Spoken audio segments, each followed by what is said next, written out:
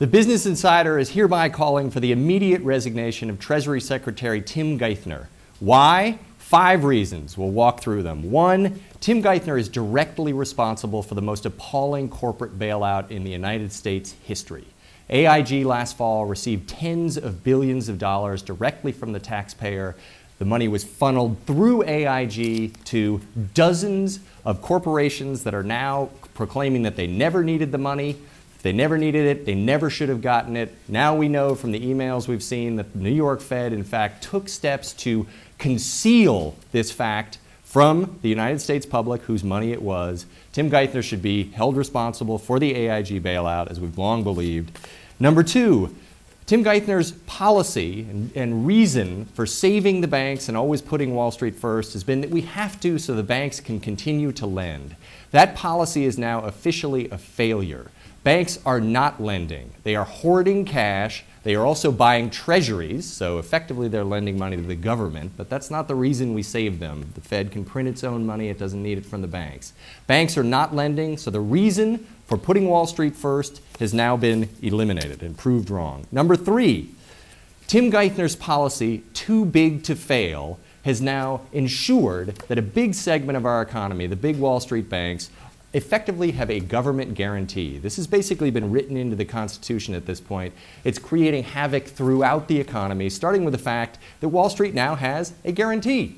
Roll the dice, taxpayers lose, no matter what. You can win, we'll pick up the downside. That is just simply a ludicrous policy. We are sticking with it. There has been some noise that we maybe have to change this at some point, but it is not happening. Now the government comes out, basically says we will save anybody. That is a Tim Geithner policy. He has to take responsibility for it. 4, Tim Geithner's decisions, both as Treasury Secretary but then also at AIG, have fueled an incredible populist outrage. And the problem with this is that even if it doesn't lead to revolution, something like that, is it is totally tying the government's hands for future actions. God forbid we get into trouble again with the banks. The government will be able to do nothing, in part because of bailouts like AIG and the way they were handled in terms of this cloak of secrecy. Again, Tim Geithner is directly responsible for AIG and certainly for too big to fail, and in large part for this populist outrage.